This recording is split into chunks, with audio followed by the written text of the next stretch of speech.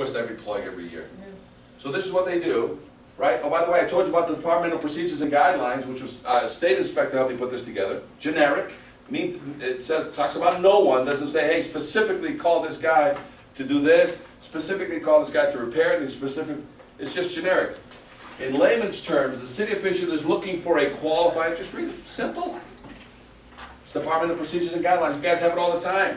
When you have some crazy thing about the solar thing, what do you guys write? You know, what we're kind of looking for related to this solar thing is blah, blah, blah, blah, blah, blah, blah. That's how we read it, that's our interpretation, so you guys give everybody a cheat sheet. Here's a cheat sheet. Oh, by the way, when you see these tags on a fire escape, what's it say? Number one thing, when you guys leave a tag on there, contact fire official. What's the second thing it says? Have fire escape inspector. What's the third thing it says? Service and load test. Checklist items. Okay? This is what a tag looks like in Seattle. 17 inches wide, 11 inches high. On plastic, 1/8 plastic, and you got to use staples or so that it basically. So a lot of times, this is what it looks like. Well, and this is what it looks like attached, permanently attached to the fire escape. If it's red, what's it mean? It means you guys are already dealing with it because you're dealing with fire protection issues. Meaning is it doesn't have scaffolding, doesn't have a fire watch, because it's out of service. So a man running down an alleyway fighting a fire in Seattle, and he looks up and he sees red, what's he going to do? He's going to run back. He has justification to run back, waits 3 to 5 minutes to get a ladder, wait for the 7-story truck to come in, because that's what told him to do that. And all your pre-plans, and if you guys have trucks that go like Portland, they have that whole electronic thing that when you go, it already tells you everything wrong with that building in that area. Not yet. Well, they have, I don't know what the name of the system is, but they have that. So otherwise, sometimes the captain going there, what do they have, a sheet on the, because they do pre-plans on buildings. When they go to do a pre-plans, what's one of the things they need to find out about the fire escape? So in this situation, Cisco, if that building's occupied, would they not be required to create that scaffold temp that you were talking about? Oh, there's rights and wrongs and why it doesn't, yes, so the end of what should be done is yes. What is being done is really up to you and what politically you can do. I've just told you about scaffolding as an alternative because it helps you say, I don't want to shut them, you guys are here to shut buildings down? Knock little old ladies into the street? But if they don't have the 20 grand that they need, right, what do you do? Because that's what they're going to tell. The reason I'm doing nothing is because I don't have the money. So what do you guys order? We've got to have an alternative. Right, so you order a fire watch if you feel that that's enough. And what's a fire watch do? But how's the fire watch going to help you create From the previous activities that I've seen, the fire watch is there to make sure nobody goes to the fire escape. So the fire escape basically gets all blocked off, and there's a fire watch 24/7, and in case there's a fire, the fire watch will say, everybody already knows, because we've already blocked the fire escape, everybody, and the fire watch is there because fires can't start when there's a fire watch. So that's the main reason for the fire watch, is basically, they'll smell it before it gets going, and they'll evacuate the building. be able to mitigate it obviously Right. more quickly. And make sure everybody knows that the fire escape is no longer an option during that 3 to 5 days that the guy's there in the fire watch. But then you can emergency, you know how, you know what you can do to a fire escape? I can make it functional before I certify it. I got rust in a tread. I can leave that tread there, that rust there, and I just put a brand new bolt. What happens to that tread? Is it functional now? So don't forget, fire escapes that need 20 grand of work can be fixed with 5 grand. Functional. Not certifiable, make it functional. Otherwise, they don't want to go for the $5,000 deal. What do they have? $1,000 a month gets them what? Scaffolding. So you mothball the thing. So yeah, you're right. Let's mothball this thing. Everybody, scaffolding is your alternative. Until the scaffolding goes up, I have a fire watch here, and you check on it every day until it meets your standard. Got it? But this is what this is what the tags look like. Here's the tags that we designed, basically that you can print out in your office. Laminate yourself. You'll never put up a white one, by the way. Third party only, got it? But you put up yellows and reds. We put up yellows and reds because after an inspection, we're supposed to leave a tag, yellow or red. But during your pre-plans, during your walk-arounds, every time you guys step on a fire escape, what do? And you have 2 color tags in your car. You haven't changed your routine at all. But you were inspecting this building and you just noticed the fire escape you didn't even know existed on the back of this one. What's the only thing you leave behind? You're either going to leave yellow or red. If you get there, there's no treads dangling, there's no life safety issues that you can visibly see with your minimum knowledge. What color do you leave? Yellow. Yellow. Just stick a yellow on it, says, you know, get the process started of what? Turning it Oh, into because a white. there's no white, is that what you're saying? You can never put up a white. No, I'm saying there is no white present that verifies the, Correct. okay. So you tag, so Seattle throws out yellows. Okay. I see. So now, you get there and there is a dangling tread, what do you put on it? Right. And you're gonna be there anyway, so it's not, if you leave a red and you go away, you're like, oh my God, there's a dangling tread, what's the address, find the owner, but you've left the red. So are we certifying fire escapes, or are we starting a tagging program, very similar to our fire hydrant program that we have? Yeah, just, we need, for the safety of our firemen, we just need to give them some signal at the location as to what's there, whether or not they can use it. So 7 to 10 feet off the ground, what's the key? Who inspected it? And also, when the next date is. So you'd have to come back to your file and open up the file and say, is it out of date? You remember when you can confidently get into an elevator and look at that beautiful tag on the side and say, oh, this is a great elevator because it's good till 2015. Now what do you read? The same tag. It's in the manager's office, right? Yeah. A lot of them are saying for a copy of the certificate, where do they put it? Yeah, a lot. A lot throughout the country, they've taken it from the, because they have to post it right there, and you'll see a sign here that says the certificate is in the manager's office. Why? Well, no, they're in case, but what happens is if I'm getting into an elevator and I pay rent in this building and it says 2013 and it's already 2014, what do I do? Hey, I'm gonna grab my check, I'm not paying the rent this week. And so they started saying, even if there's a lapse in time, they'd rather not have a check. So what happens when I pay rent in this building and I walk by this fire escape all the time and I look up and it says 2012? What do I do? So what's the purpose of these tags? Who's it for? Everybody. Fire official, building official, health department, housing department, tenants. Because what do they see clearly? When it's due. Oh, you want to bring this up? Oh, there's some other people out there that just totally skirt the law. These people think they're invincible. Firefighters. They don't listen to nobody. That looks an awful lot like a training My tower. mom always says, It's an listen, awful lot like ours. never point your finger at anybody because you got one finger pointing at somebody, but what do you have? 3 more pointing back at you. So I was called to inspect this training center. And you guys have these, so get all your training facilities immediately inspected because everyone has these fire escapes on the outside. And when I did my little tappy, look what happened. And this is inside your building because you guys throw hay and all kinds of water in there to create the smoke, right? And guess what happens here?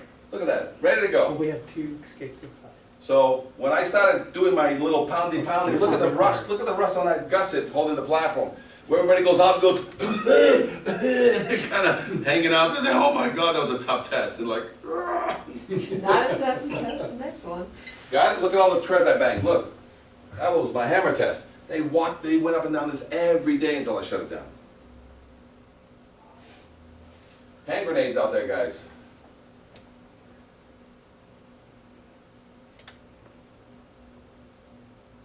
And I'm just gonna go right to the book, we're gonna end it. I mean, I usually do a lot more. We'll have you back. I just need to. So this is a fire escape that I took out for a school. And what I did is I saved it so I can use it, and whenever I go to a show, I'd like to bring Rusty. And it's a school that was that used to feed a recess yard, a 1-story, but I kept it and I show, you know what I'm saying? It used to be 4 feet, so I kept it. What used to be in the ground, and then at the very top, there's another piece that goes up to the top. But I basically showed all the lead. So this is what it looked like, this is what it became. Okay? So let's talk about it here. Let's go to the book, and I'm gonna answer all your questions, because this is a shortened class. So let me tell you, if you had a question, there's already an answer out there, and some other city official or building official is already doing it. So I'm not recommending this is already being done somewhere. It's only a matter of whether or not, what's your verification process, okay? So, starting on the front page, can I ever overload a fire escape in my entire life? Can anybody ever overload? So can anybody blame a party, drinking beer, having a party on a fire escape? That's why it collapsed. It's always because it was not maintained, right? So we know that, right? You know that you have what's called the Departmental Procedures and Guidelines. So this is downloadable. If you go on National Fire Escape Association.org, this is downloadable, PDF or Word, and you can then copy and paste your website in here, put your information, eliminate anything else you want, or if not, go there and copy and paste these wordings and drop it into your letterhead, okay? We talked about OSHA, right? The OSHA card, how powerful is that? What number is it? Did anybody write down what OSHA code you're breaking? 1910.37? 37, Right. And you guys know that EPA stepped in 2010 and says what about fire escapes with lead on them? You gotta have a renovator's license to scrape and paint it, but can you weld on a fire escape ever anymore? So if you see anybody welding on a fire escape, what law are they breaking? EPA, right? Because of lead. Can you weld on lead? Can you burn any lead, anything that has lead? Okay? You have confidence tests. These are the smaller versions of the confidence, but you go to Seattle.gov, you go to Reg 4, Regulation 4 in LA, you go to Portland, Oregon, you go to Lowell, you go to Lowell, Massachusetts, you go to Jersey City, you go to, what are they? These are nothing more than just industry standard, yes, no questions. Anybody gets offended, that's your first signal of what? As soon as they put their hand on their gun, what do? You say, hold on, I got something to counter that. I don't know what you're reaching for, but mine's more, rock, paper, scissors, right? What's the one that, the catch-all? Is there I don't know if there's a catch-all, but it's So that's the one you load got. test. Load test just scares the hell out of everybody, right? And by the way, the 1 year annual is in here. I think you guys should do that. That just basically, like you say, if you're doing the annual checks you're turning the screw on every hydrant, you gotta turn the screw on every fire escape, because it's your second means of egress. Can anybody occupy any building without two means of egress? Buy it, sell it, rent it. Put people back in, No. right? Work on it. Work in it, right? So, your Utah code says that you must maintain every space, you have to have a safe space. Whether residential, commercial, city place, everything must be a safe working space, right? That means it has to have what in order for it to be open, for the lights to turn on. So you need to go find that code, so that's one more code that's in the state that has nothing to do with fire or building, is that every structure must be maintained in a safe manner. Right? So if you walk into a building and the fire escape is pristine, it's 100%, but the front stairs are all rotted out because of termites, what do? Let it stay open? Right? So, here's examinations. Guys, everybody has a digital camera today. You will not go out and verify a fire escape. If you read the confidence test, it says you must attach a report. This is not the report. This is the evaluation. That requests with it what? A report. When it passes, what's the only thing you're going to get? Just the evaluation. Because when it becomes all yeses, guess what you get? This with whose seal over here. But when it fails, what's it say? It says right here, for the guy, the engineer, all defects and violations must be identified on the fire escape with spray paint of a contrasting color. So guess what they want the engineer or the architect to do for the owner and for you, in case you want to go there? They want to finger paint it for dummies, right? So you don't have to go looking for it, he's going to already paint it, or in a detailed drawing. You know what I'm saying? Which one makes more money for the architects and the engineers? Drawing. So what do you guys say to the owner and to the architects and engineers? Do you need drawings, or you just want the... So when we inspect fire escapes, we mark them yellow, red, or white. Yellow for standard things that need repair. Red for what, guys? Life safety. Life safety concerns. White for what? Cement connections and other connections into the building. So what's everybody get? Photographs back. So if you got one of these reports from any engineer, and he doesn't have to put it in a pretty little report like this, he can put it in 4 per page, 6 per page, right? Because every PC lets you print out your photos how? 4 per page, PDF it, and do what? Send it to you electronically, or in hard copy. I'm looking for that platform so that we might be able to Got it? Let's keep going. I'll open up the questions. Every building over 35,000 cubic must have a design professional, what's it called? It's a, there's a terminology for these, construction control document, right? Anything, is that the code here, anything over 35? That's what I called, thank you very much, Yeah. ladies and gentlemen. I'm gonna have them change this. That's okay, we're done. Oh, okay.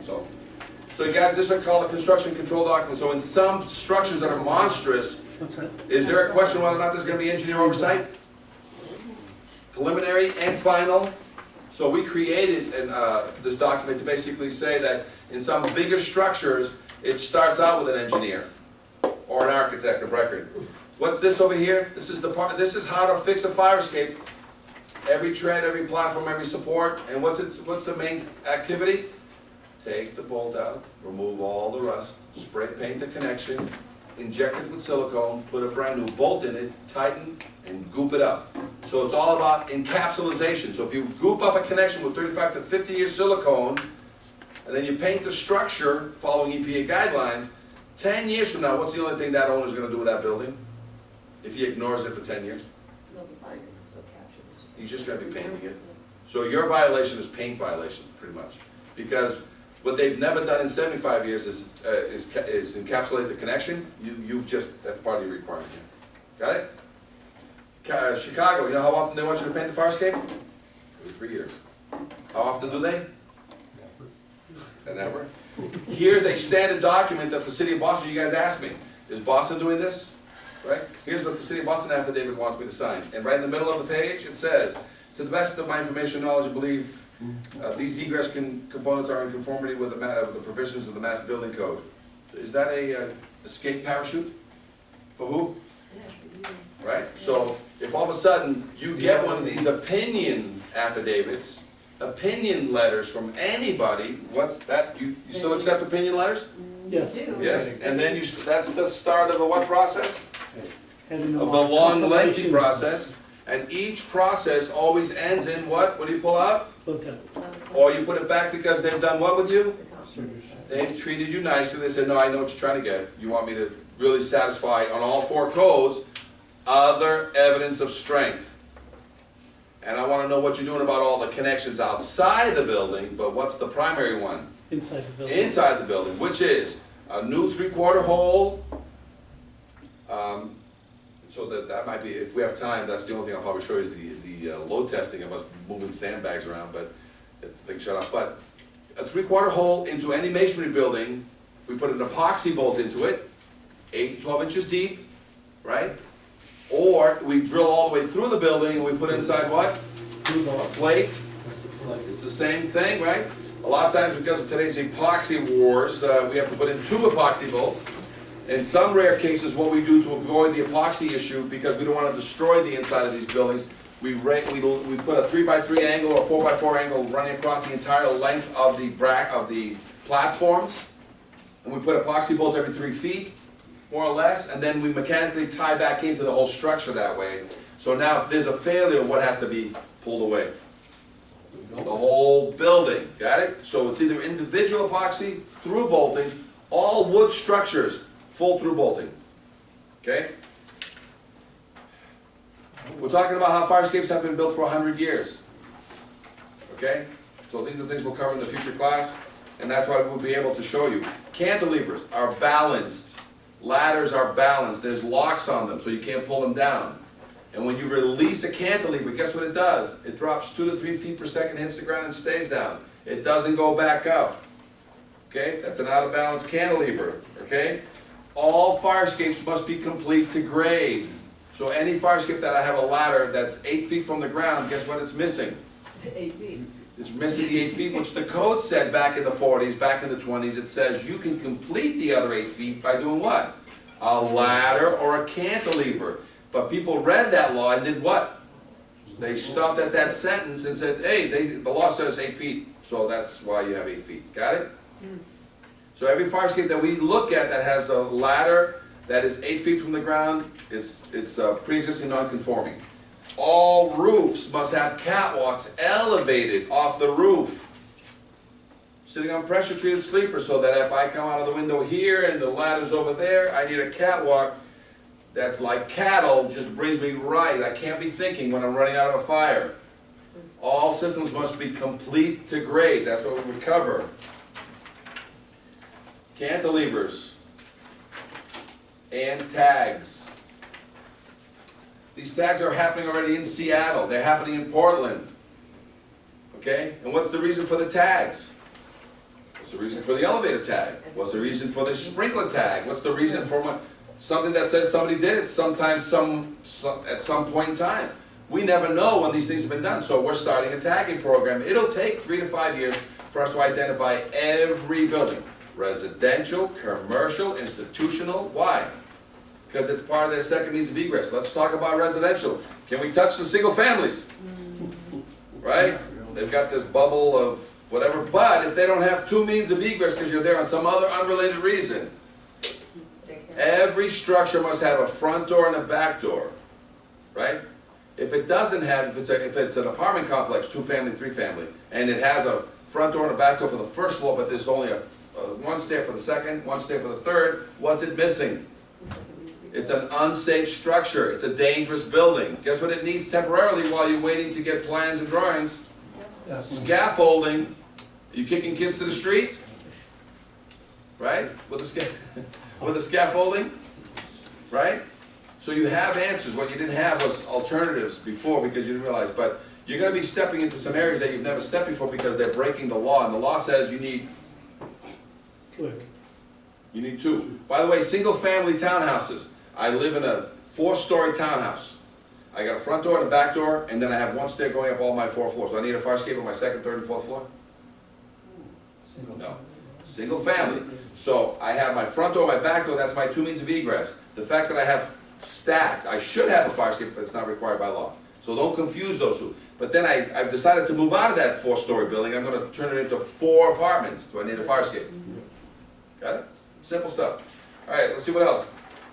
Programs. When can you start? How do you start? It starts with just a conversation like this, where you now say, okay, it's on the radar, and we have to coordinate all our people. So, building is here, fire is here. So, what is it? Let's take a look at all the checklists. Write these down, and we're going to create a checklist right now, and that's going to be pretty much the end. You guys ask any more questions, and if you have anybody that's going to go out with me, to go out, we're going to go. Today? There's an airplane that leaves at midnight.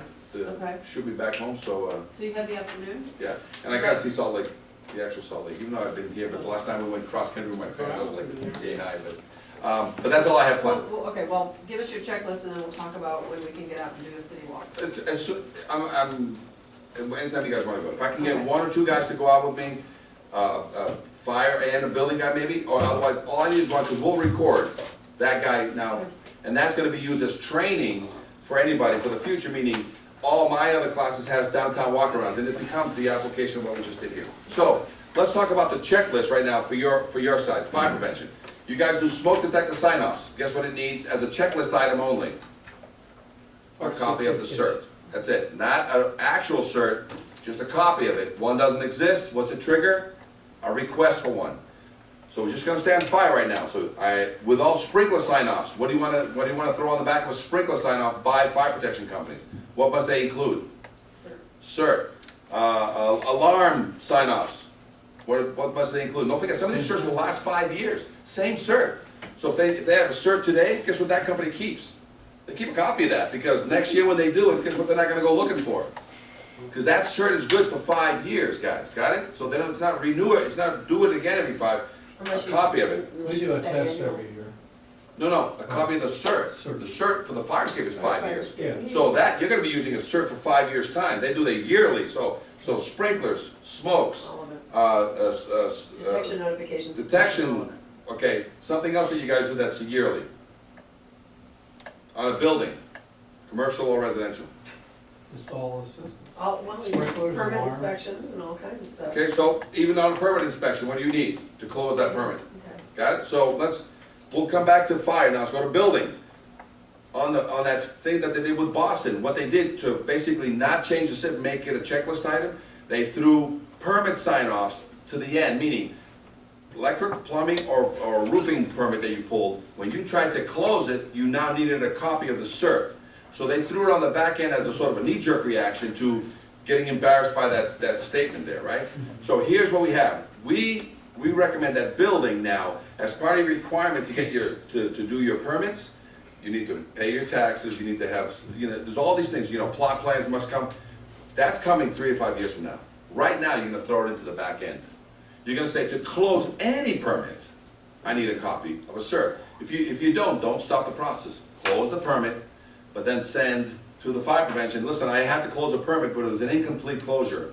And so you still file it and put it away, you're done. But the blank that came on the back end basically tells her 123 Main Street didn't close correctly. That puts the onus on the building owner, does it not? And you've requested this Oh, document, and now you've- you've documented that you've requested. No, this is just him giving you some leads.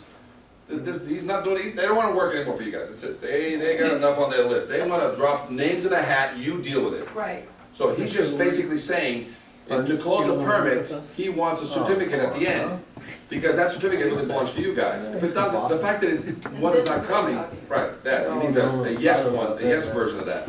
All of a sudden, one didn't come, he still closes his permit. Yep, thank you very much, great job, see you later, goodbye. And all of a sudden, in 3 to 5 years, or 1 to 3 years, you're actually gonna bring the permit process to the front, and you're gonna do it all for building inspectors. For commercials and institutional. And you're gonna kinda leave it on the back end for the residential. If you wanna do it already tomorrow, put everything on the front, go ahead. I'm just telling you how to ease into it, because now, where do you go in the city? You go in the city wherever people are spending money. So a lot of times, who you deal with is people spending money right away, not people not spending any money. They've been not doing anything in their building for 20 years, all of a sudden this thing came. Now, the city of Lowell put out a tax letter, so every 3 months you get a tax bill.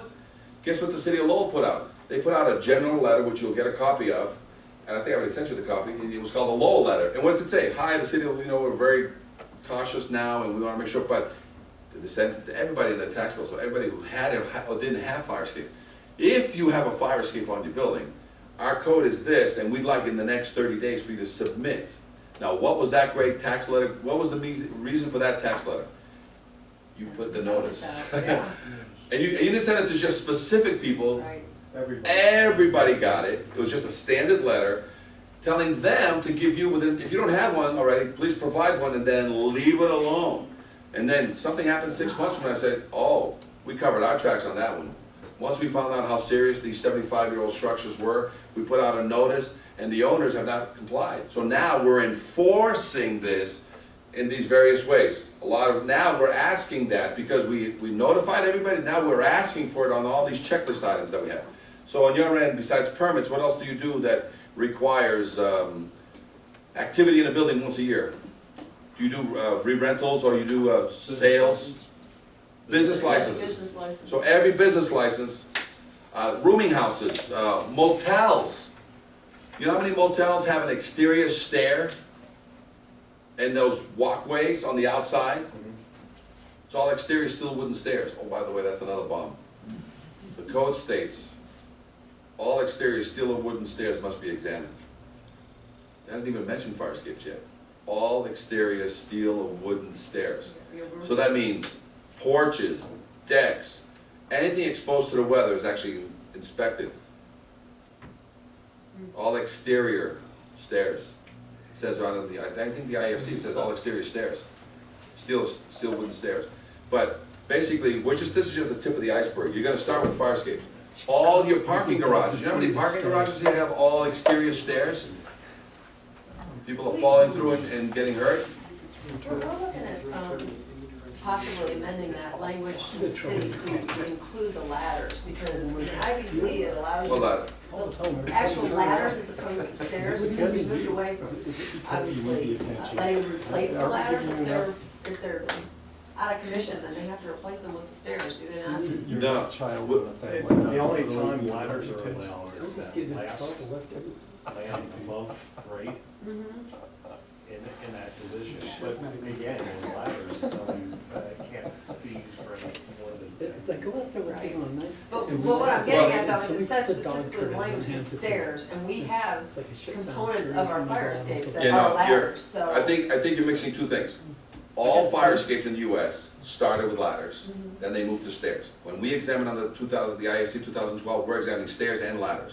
When you're building new fire escapes, I can't build ladders. You're right. Unless I've existed all possibilities, then I, with special permission, I can do ladders, spirals, but otherwise, when I have all the room in the world, I have to build a traditional staircase that meets all codes.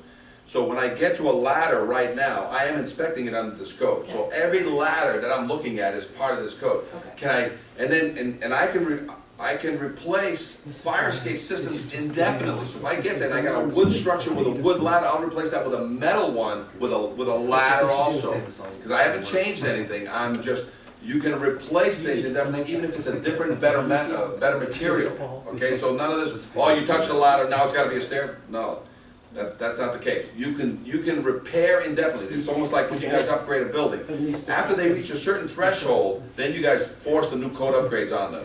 But if you maintain your fire protection system indefinitely and you haven't cracked some threshold, fire escapes stay the same forever. Now, in some of your buildings you guys are looking at that, they went from a commercial building, they went to a charter school, a daycare center, and all of a sudden now the 24-inch wide fire escape does not make it. Now the 24-inch staircase does not make it. They still keep the fire escape, now goes to 36, 42 rails, 7-11 staircases. So that's where you're gonna get an upgrade, not pushing them back into the building, because that could be really cost. The change of occupancy threshold. So everything all else. change of occupancies, now you have to look at the fire escape system again. So now it comes that, this ladder is no longer sufficient. This ladder used to do for 10 people, you got 100 people here now. Or turn residential or whatever, you say, I want a stair, now it must conclude in the staircase. Oh, we have no room, we're over a sidewalk. Yeah, cantilever stairs, you're gonna have to put it up 12 to 14 feet in the air, and it's gonna be a balanced staircase that comes down to the ground. And we're just gonna get fatter, she's gonna come out 6 to 7 feet wide. So there's no, don't forget, I have a master's degree in reverse stupidity. Yeah. It takes many years to accumulate that. So, and then you guys have, now I'm gonna open it up to questions. Then you guys have the fact that this has to have a reoccurring class. Because the next people that are gonna really get to you is the vendors and the architects and the engineers. They're gonna start freaking you out. So, right now, let's talk about who can do this work. Ready? Just so you know, it's a niche market, not many people in the business. I'm the only fire escape company in the nation. Now, what's that mean? That means that because there was no money to be made in the bastard child of egress.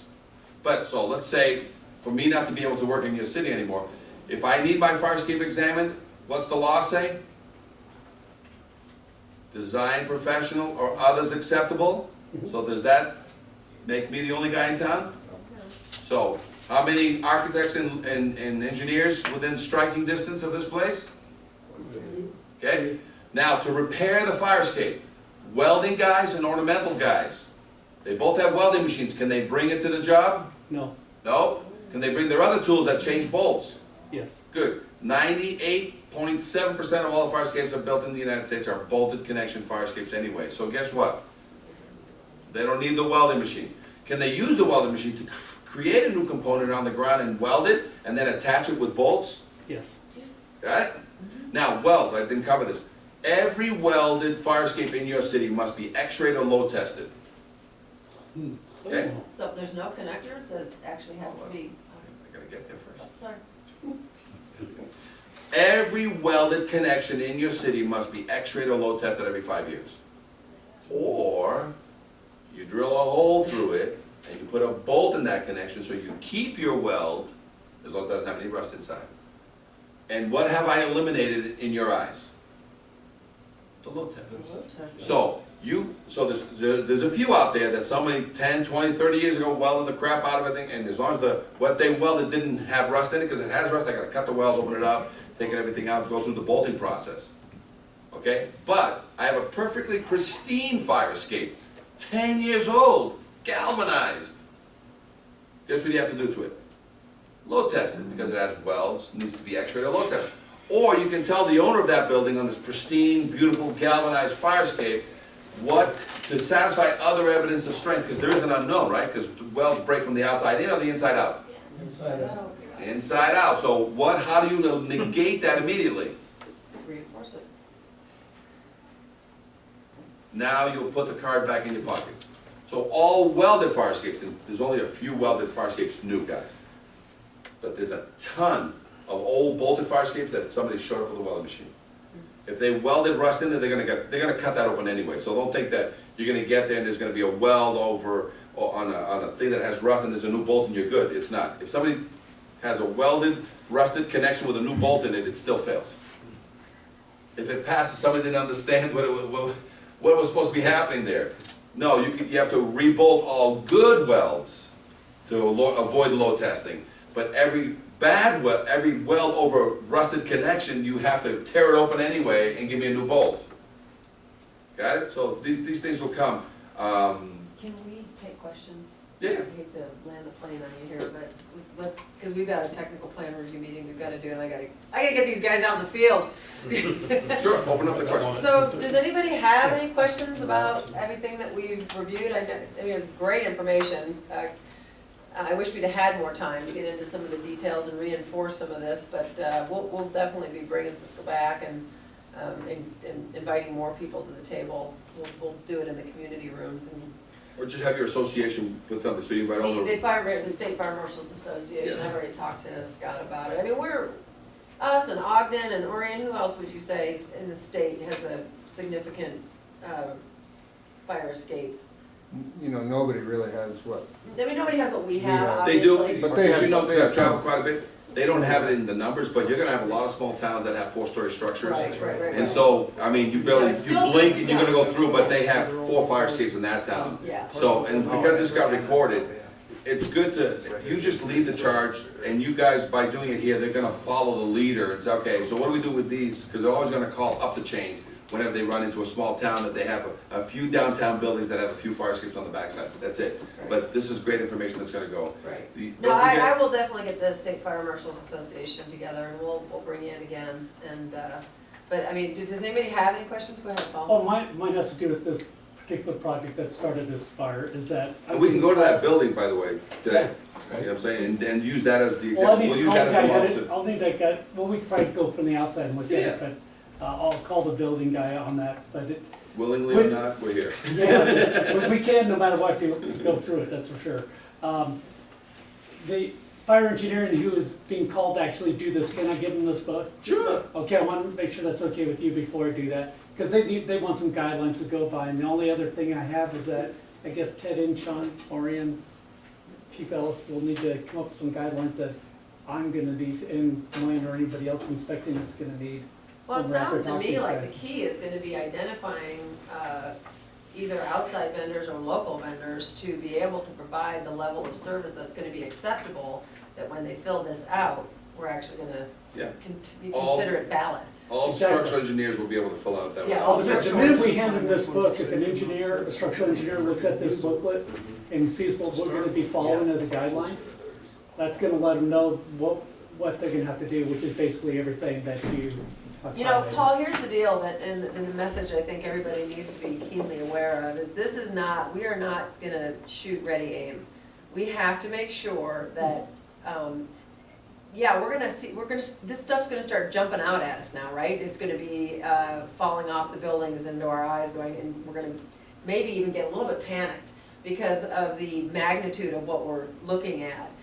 I think one of Cisco's key messages here is don't get ahead of yourself, because if you do, you're going to create such a political quagmire that it's just gonna distract from your effort. We're gonna have to be surgical about how we go about this, and it's gonna have to be very methodical and slower than our hearts and our minds are telling us we wanna go, but Checklist items. we have to take it in a very methodical fashion, because if we don't, the same thing that happened for residential sprinklers is gonna happen to us. Somebody's gonna scamper up to the hill, and we are gonna be completely shut down and our hands completely bound if we don't do this smart.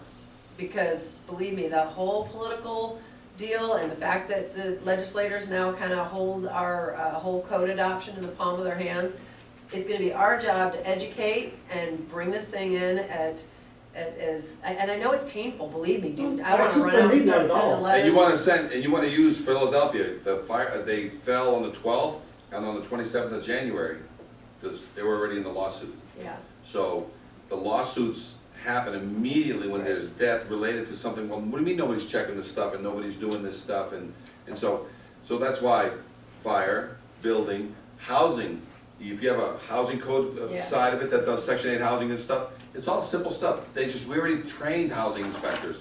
And they want, in order for you to occupy and start collecting money from the government, you need that checklist. And we can Senior start, citizen homes, Yeah. same thing. They need to have a safe environment. So what's the safe environment? Do you have 2 means of egress? Are they certified? Checklist item. so, Just keep the checklist right, and if item. I'm understanding you correctly, I mean, we can establish our form, we can get our certification form done, cutting and pasting, it sounds Yeah. like. And what we'll do is, like he's recommending, we're gonna start asking for that on the backside of everything that we're doing. And by doing that, we're immediately putting the onus on the building owner. We want this, we're requiring it, and then as we slowly start, and business, I mean, we're gonna be able to cover a pretty significant number of occupancies in the city just by looking at what we look at annually, right? Because we did over, I actually double checked the numbers, we did over 5,000 inspections, and Combat did another 30-something, so, I mean, it's a start. And then the letter that goes out with the taxation letter is a great idea, because it's passive, but it also allows us to. No liability for you. Exactly. For the whole entire city, no Right, so- liability. Right, so those are the sorts of things that I'm gonna have to work on, and if we, obviously, if we see something egregious and we need to shut one of these fire escapes down, we do it. And we do it just like we've been doing everything else, right? So it's gonna, and if we're gonna get to the position where we're like, your building doesn't have a second means of egress, you're gonna have to come up with an alternative. I think he's provided a pretty reasonable means to at least creatively give them an option to bridge a gap. But if it doesn't meet and satisfy the code and providing that secondary means of egress, we have an obligation, obviously, to address it immediately. But what I don't wanna do is come out of the chutes with this big, massive, upfront, on top, aggressive approach to this, where we're gonna end up Stopping it. pooping You and mean falling, we pooping and can't falling back. red tag buildings? Well, I would be a short-lived person, well, yes, go ahead. The tagline- the They find tagline- me another job, probably like pushing a broom. I've seen it Tagline is happen. dangerous buildings now. Yeah, right, no, All but dangerous. that's the point though, if the building is dangerous, absolutely, we have an obligation to act upon that, there's no doubt about it. But you said on the away from email now. that if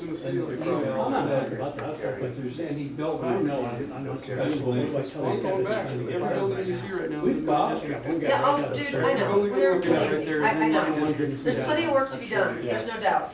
Does anybody have any other questions for Cisco? And I need a couple of volunteers that wanna go out and hang out. You know what, we need to do a technical plan Yeah, review yeah, meeting, I'm gonna do but that. this afternoon, I would love to go. And is anybody available 1:30-ish? Anybody wanna go 1:30-ish? Paul, what do you have, are you pipes on your plate today? Well, I do, I got pipes, high rises, and a meeting at the state capitol, but I might be around 1:30. I have to see, I haven't had a chance to call some of these guys, right? Why don't we plan on just meeting back here around 1:30, 1:45? And if you can come, great. Does that work for you? Okay, so meet back here around 1:30, 1:45, and then we'll just spend an hour or two, maybe more. We can go to that building, start at that building. Is there a concentration of fire escapes in that building area? Well, there are some right there. In fact, the guy for fire engineering looked over and said, the building next door's fire escape is worse. So, and I If you didn't look can, at if that you can one. give him a call and tell him we'd like to go there and get physically on the fire escapes, Okay. that'll help. Because I'll even call though he's him. getting an engineer report, if I can be there with you, get some photos on my end, we can have a comparative report of what I saw and what you're about to get, and use that as part of the case study. Well, that's the guy I would like to give this to because he doesn't know where to start. No, it's Doug, right? Come on, Paul. Oh, No, the guy at the building, isn't it Doug? But yeah, Doug's the guy Yeah. at the building and, Doug doesn't need that. no, the guy who's trying to hire. Yeah, to the do it. guy he's trying to hire, yeah. Yeah, that's what I'm talking, Dustin. Okay. Dustin wants a guideline because he's trying to do what we're asking right now. Right, so maybe you Because can Doug call called you. Dustin to meet us down there, Doug to be there, you to be there, he'd be, and we'll start there, a little class, and then we all leave and start walking around, because we're not gonna get on any more fire escapes. The only ones we get on is that one, everything else is from the city, from the street level. Okay, can we make it a little, I have to be at the state capitol too. for a meeting with Highway Patrol and, Yeah, there's no way. maybe I could be there for the start of this and Let then I me, could let me take ask off. you this, is that what's going on at the state capitol with the access and everything, is that something that Well, that's, council? we're trying to nail down all the communication with Highway Patrol, Salt Lake City PD, and our Could combat Gene crews. handle that? I And don't Gary? see why not. Do you mind? Because No. I have a vested interest in you getting proficient in this. Okay. And I think if Gene's gonna be at that state capitol meeting, I think that would be more than enough representation. And we also have, Glenn Holler, Yeah, our no, communication guy going.